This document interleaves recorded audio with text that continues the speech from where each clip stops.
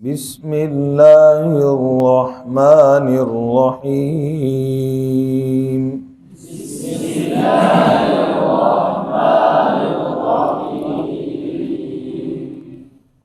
کتاب کا سبق القواعد فی علم تجوید صفات صفحہ نمبر 19 صفات لازمہ کا ذکر ہو رہا ہے۔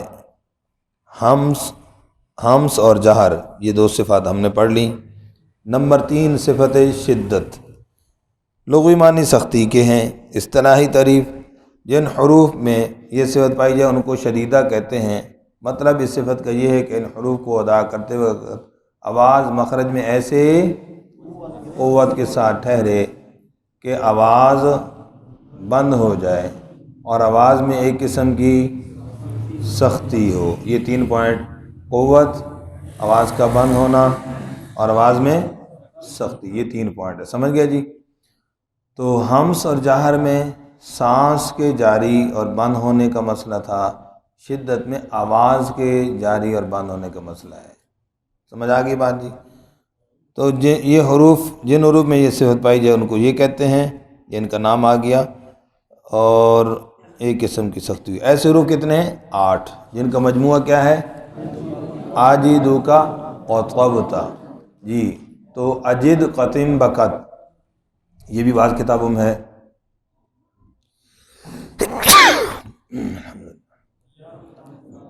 جی تو اجد قتم بکت یہدیکم اللہ صلی اللہ علیہ۔ اچھا جی، تو اب ان کے اندر آواز کیا ہو جاتی ہے؟ بند۔ اس کی مشق تھوڑی سی ذہن میں رکھیے گا، کیسے؟ آواز بند ہو گئی جی۔ اج، آواز بند ہوگی۔ ج، قلقلہ ہے، اکٹھا پڑھتے ہیں آج، قلقلہ ساتھ ہو جاتا ہے، اس لیے ایسا محسوس ہوتا ہے کہ آواز بند نہیں ہوئی۔ آواز بند کرنے کی مشق کرنی ہو تو کیسے کریں گے؟ آج، بس آگے آواز کو ہلنے نہیں دیں گے۔ ٹھیک ہو گیا جی۔ رخوت، نرمی کے معنی میں جن حروف میں یہ صفت ہے جن کو رخوت کہتے ہیں، مطلب اس صفت کا یہ ہے کہ ان حروف کو ادا کرتے وقت آواز مخرج میں ایسے ہی ذوف کے ساتھ ٹھہرے۔ ٹھیک ہے پوائنٹ، ذوف کے ساتھ ٹھہرے اور آواز جاری رہے اور آواز میں ایک قسم کی نرمی ہو۔ 3 پوائنٹ، سمجھ گیا جی؟ یہ حروف کیا ہیں؟ حروف شدیدہ اور متوسطہ کے علاوہ باقی سارے حروف رخوہ ہیں، اور ان کی جو پہچان ہے ساکن ہونے کی حالت میں آواز کا جاری ہونا یا بند ہونا، اس طریقے سے پہچان کرنی زیادہ آسان ہے۔ ساکن کر کے حروف کو پڑھا جائے تو ان کی مشق کرنی زیادہ آسان ہے۔ سمجھ آ گئی بات جی؟ شاباش۔ جیسے اب ذال، ال، بولیں ال جی، از، تو ان میں کیا ہے؟ آواز جاری ہے، رخوت۔ توسط، درمیانی صفت جن میں نہ زیادہ آواز جاری ہو پوری طرح نہ پوری طرح بند ہو۔ حروف متوسطہ 5 ہیں جن کا مجموعہ ہے لن عمر۔ کیا ہے بھائی؟ لن عمر جی۔ آگے ایک سوال اور جواب، بہت اہم بات ہے۔ سوال اور جواب کیا ہے؟ حرف تا اور کاف ماموسہ میں شمار کیا ان کو، حالانکہ ان میں آواز کیا ہو جاتی ہے؟ تو جواب کیا ہے؟ ان دونوں حرفوں میں صفت ہمس ضعیف ہے اور صفت شدت کیا ہے؟ قوی ہے۔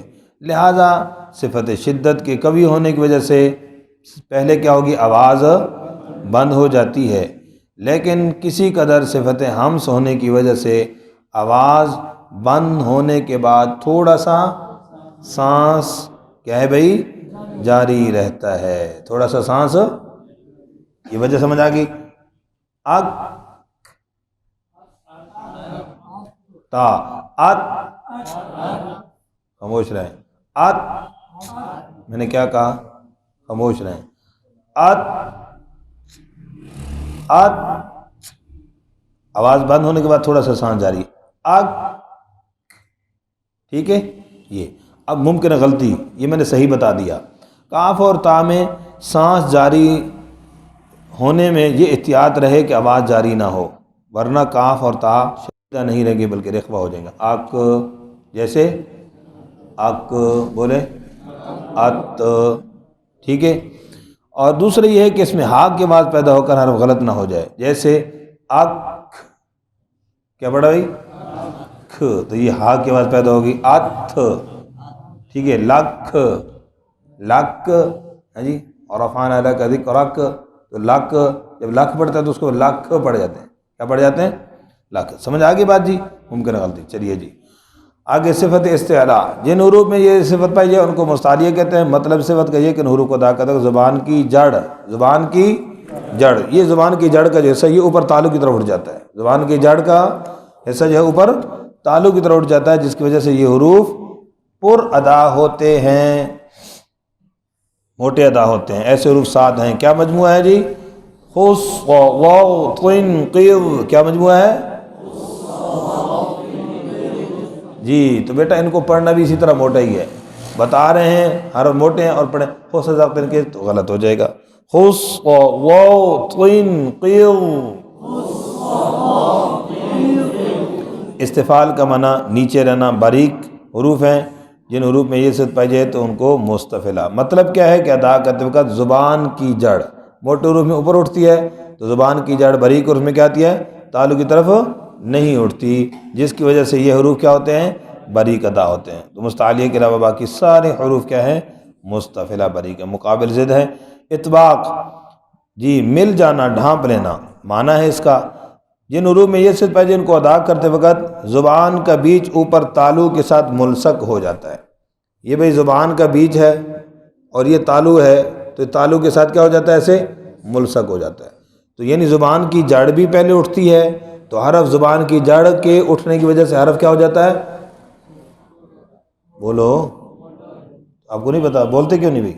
جی زبان کی جڑ استعلاء کی وجہ سے زبان کی جڑ اٹھتی ہے، تو زبان کی جڑ کے اٹھنے کی وجہ سے حرف کیا ہو جاتا ہے؟ موٹا ہو جاتا ہے۔ پھر یہ جو اطباق میں ہے زبان کا بیچ بھی اوپر کے تالو کو لپٹ جاتا ہے، تو یہ طا، و اور صاد، واد، یہ 4 حرف اور زیادہ موٹے ادا ہوتے ہیں۔ زبان کی جڑ کے اٹھنے کی وجہ سے بھی حرف موٹا ہوتا ہے، پھر زبان کے بیچ کے اوپر اٹھنے کی وجہ سے حرف اور زیادہ موٹا ہو جاتا ہے۔ وہ صفت کیا ہے بھئی؟ اطباق۔ بات سمجھ آ گئی جی؟ جی تو یہ حروف مطبقہ ہیں، تو اس وجہ سے یہ حروف اور زیادہ پر ادا ہوتے ہیں۔ تو گویا کہ صفت استعلاء کی وجہ سے حرف جو کی تفخیم قوی ہوتی ہے، اور جو 4 حرف مطبقہ ہیں ان میں اطباق کی وجہ سے اور زیادہ اقوا ہو جاتا ہے۔ حرف کی تفخیم میں کیا ہو جاتا ہے بھئی؟ پہلا قوی تھا، اب کیا ہو جائے؟ اقوا ہو جائے گا۔ جی آگے اسی طرح انفتاح اور اذلاق ہے، تو ان حروف کو منفتحہ کہتے ہیں، زبان کا بیچ اوپر تالو سے جدا رہتا ہے۔ جی تو قاف میں زبان کی جڑ اگرچہ لگتی ہے لیکن وہ اس کے مخرج کے ساتھ اس کا تعلق ہے، یہ باریک ادا ہوتے ہیں۔ اذلاق اور اسمات یہ بعض کتابوں میں نہیں لکھی ہوئی، جمال القرآن میں لکھی ہے، خلاصۃ و تجوید میں لکھی ہے، ٹھیک ہے، لیکن فوائد مکی میں یہ 2 صفات نہیں لکھی ہوئی ہیں، ٹھیک ہے، اس لیے کہ ان کی ادائیگی ان حروف صفات کے بتانے اور ادا کرنے کے بغیر بھی ہو جاتی ہے۔ تو بہرحال اس کا مفہوم سمجھ لیں کہ یہ حروف زبان کے کنارے سے بہت سہولت کے ساتھ جلدی سے ادا ہو جاتے ہیں۔ فر من لبن، کیا مجموعہ ہے بھئی؟ جی تو اب جیسے اف، اور، ال، ان، اب، ام، یہ آرام سے ہو جاتے ہیں، تو یہ آسان سے۔ اور اسمات منع، روکنا کے معنی ہے، مطلب یہ ہے کہ یہ حروف اپنے مخرج سے مضبوطی اور جماؤ کے ساتھ ادا ہوتے ہیں۔ تو اب فر من لبن یعنی بہت آسان ہے ادائیگی ان کی، اس کے علاوہ باقی حروف جو ہے وہ ذرا مضبوطی کے ساتھ ٹھہراؤ کے ساتھ ادا ہوتے ہیں۔ تو یہ وضاحت کر دی، فوائد مکیہ میں اذلاق اسمات کو بیان نہیں کیا گیا، اس لیے کہ اذلاق صفات ضعیفہ میں اور اسمات صفات قویہ میں یہ خود بخود ادا ہو جاتی ہیں، اس لیے بیان کی ضرورت نہیں سمجھی۔ یہ کتنا ہوگا؟ جی ٹھیک ہے جی، پھر انشاءاللہ بقیہ صفات آگے پڑھیں گے، یاد کریں گے انشاءاللہ جی۔ جزاک